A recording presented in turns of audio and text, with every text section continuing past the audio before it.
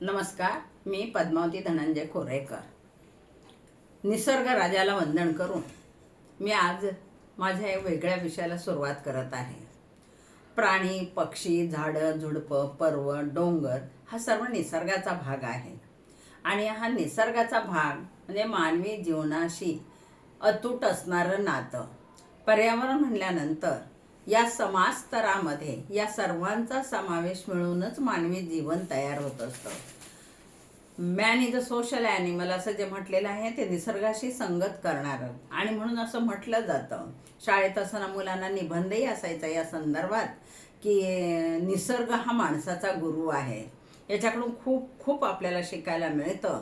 संत ज्ञानेश्वर महाराजांनी तर एक नवल घडावं असं सांगितलेलं आहे की त्यांच्या त्या ओव्यांमधून वेगवेगळ्या प्रकारच्या फुलांची, झाडांची, वृक्षांची, ऋतूंची आपल्याला माहिती त्यांच्या ओव्यांमधून, अभंगांमधून मिळत असते. तर आजच्या व्याख्यानाचा हा जो खटाटोपणा माझा तो एवढ्यासाठी आहे की पुण्यामध्ये असणार राजगड फाउंडेशन यांनी काय केलं, नवीन वर्ष सुरू झालं गुढीपाडव्याच्या निमित्तानं, मराठी नवीन वर्ष, आणि त्यांनी एक नवीन पाऊल टाकलं. आणि नवीन पाऊल असं होतं की Rajgad foundation bird feeding pot. नाव इंग्लिश आहे.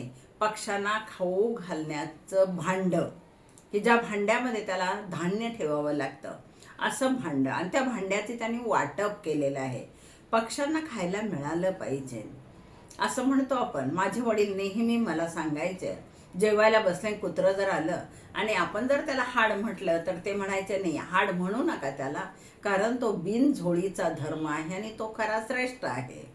आणि मग आपल्याला नामदेव महाराजाचं उदाहरण सुद्धा आठवतं की पुरणाची पोळी कुत्र्याने नेल्यानंतर, बाबा रे तुझं पोट दुखेल म्हणून तुपाची वाटी घेऊन धावणारे संत. म्हणजे या संत लोकांनी मग नामदेवांपासून ज्ञानेश्वर महाराज, तुकाराम, एकनाथ, समर्थ रामदास, या सर्व संतांनी, निळोबारा आहे, या सर्व संतांनी आपल्याला या पक्ष्यांबद्दल, प्राण्यांबद्दल खूप काही बोध केलेला आहे.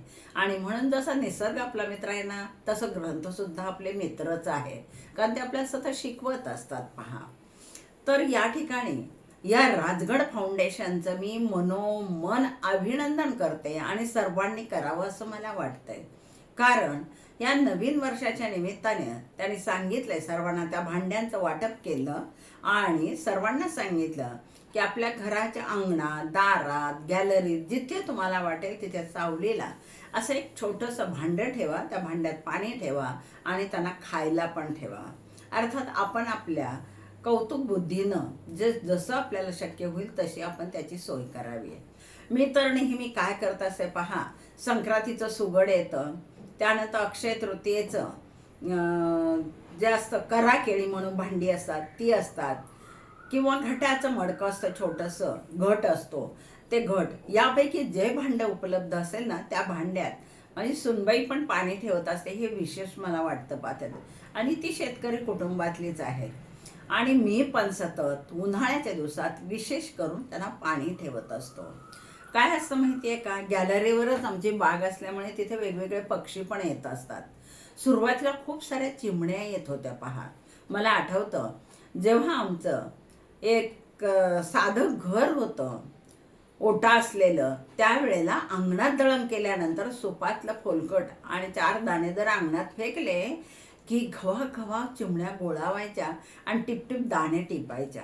काय स्वर्गीय आनंद असतो. पहा, आपल्या समोर येतात सगळ्यात गरीब पक्षीवर का, कधीही कुणाला इजा न करणारे, इजा केली तर माणूसच त्यांना करतो.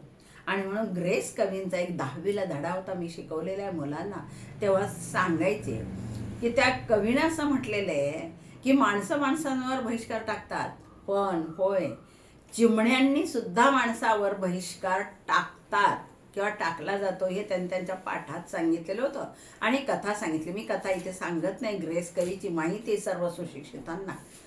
तर अशा ह्या चिमण्या जेव्हा आपल्या दारात येतात ना, तेव्हा चिऊकऊचा घास म्हणून लहान बाळाची आई आपल्या बाळाला त्या चिऊकऊलाही घास टाकते आणि त्याच्या नादात आपल्या बाळाला, चिमुकल्यालाही घास भरवते. किती सुंदर आणि गोड दृश्य. हा स्वर्गीय देखावा म्हटलं तर नवल होणार नाही, कारण असं दृश्य आज शहरात पाहायलाच मिळत नाही.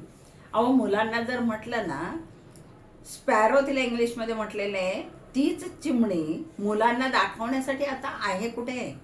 मला असं वाटतं की अमृत आपल्याला दाखवता येत नाही, पण म्हणतो, उल्लेख करतो, तसं कदाचित होईल काही दिवसांनी. ही चिमणी आम्हाला दाखवायला सुद्धा नाही आहे. आणि त्याचं कारणही असं आहे की शहरामध्ये विशेष करून कबुतरांचा वावर जास्त झालेला आहे आणि चिमण्या ह्या तुरळक. माझा स्वतःचा अनुभव आहे. जेव्हा 2 मजली घर बांधलं तेव्हा मी टेरेसवर दळण केल्यानंतर त्यांना बाजरी, ज्वारी हे तृणधान्य टाकत असायचे, पण चिमण्या मात्र कमी कमी होत गेल्या. सुरुवातीला 5-6 चिमण्या बरेच वर्ष येत होत्या. रोज नित्यनेमानं बाजरीचा डबा भरून ठेवायचो आणि सकाळी गेल्या गेल्या सुनबाई किंवा मी ते टाकत असायचे पहा. पण आता ते दृश्यच नाही. नंतर त्या चिमण्या कमी होत गेल्या. लक्षात आलं माझ्या, 5च्या 3 झाल्या, 3च्या 2च झाल्या आणि त्याही गायब झाल्या. आता एकही चिमणी घराच्या टेरेसवर, अंगणात कुठे दिसत नाही पहा. शोध घ्यावा लागतो. बाहेर फिरायला गेल्यानंतर दिसतात तिकडे. गावाला तर खूप सारे असतात.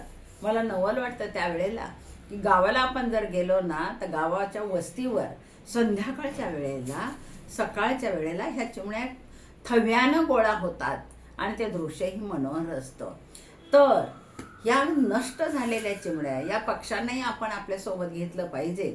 त्यांचं संरक्षण केलं, कारण तो पर्यावरणाचा एक घटक आहे पहा. माणसं फक्त आपल्याकडून काय होतो, अजानतपणे ना पर्यावरणाचं प्रदूषण व्हायला लागलेलं आहे. पर्यावरणाचं संरक्षण कमी होतंय. पण ही जी उणीव आहे ना, ही राजगड फाउंडेशननं भरून काढली. म्हणून ह्या राजगड फाउंडेशननं जो प्रकल्प घेतला आणि ज्यांना ती कल्पना सुचली, खरोखर त्यांना त्रिवार मानाचा मुजरा. अशा बऱ्याच संघटना काम करतात. मला आमचा जो चैतन्य हास्य परिवार योग आहे, श्रीयुत काटे सर आणि सुमंते काटे यांनी सुरू केलेला, त्याच्यामध्ये आम्हाला 2 वर्षापासून ते आवाहन करत आहे की प्रत्येकानं, तो चिमणी दिवस असतो म्हणजे पक्षी दिन म्हणून पाळला जातो, त्या दिवशी सांगतात. परंतु एरवी सुद्धा एकदा उन्हाची चटक लागली की चिमण्या पाण्यासाठी जातात. आणि म्हणून आपल्या कुंड्यांमध्ये तुम्ही हे छोटंसं मातीचं भांडं ठेवलं, त्याच्यात पाणी ठेवलं, बाजूला अन्न ठेवलं तर फार सुंदर होईल. आणि अशी सर्वांनी ती करायची.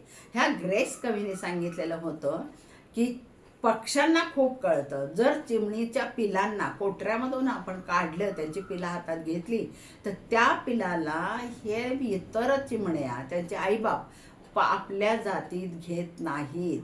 ते बाजूला त्याला पडून देतात आणि त्याला हातही आपल्याला लावू देत नाहीत. इतर सर्व चिमण्या येऊन चिवचिव करून आपल्यावर बहिष्कार टाकतात. आणि म्हणून हा बिनजोडीचा धर्म जो आहे ना, तो तुम्ही सर्वांनी करायला हवं. चिवकाऊचा घास आपण भरतो, पण मी याच्यावरती माझी नातवंड लहान असताना कविता लिहिते. चिवचिव चिमणी दारात, ये बाई माझ्या घरात, बाळ माझं सानूल, जेवत नाही तानूल, चिवचिव करून घास भरव, चिवचिव चिमणी दारात ग. संपूर्ण कविता मी सांगत नाही, पण अशा प्रकारची एक कविता लिहिलेली आहे पातीची. आणि ते गाणं म्हणलं की नात मात्र खऱ्या अर्थानं जेवायची नव्हे, तिला डुलकी पण लागायची. म्हणजे ही जी छोटी पक्ष्यांची, प्राण्याची, कावळा असेल, चिमणी असेल किंवा आणखीन आहे.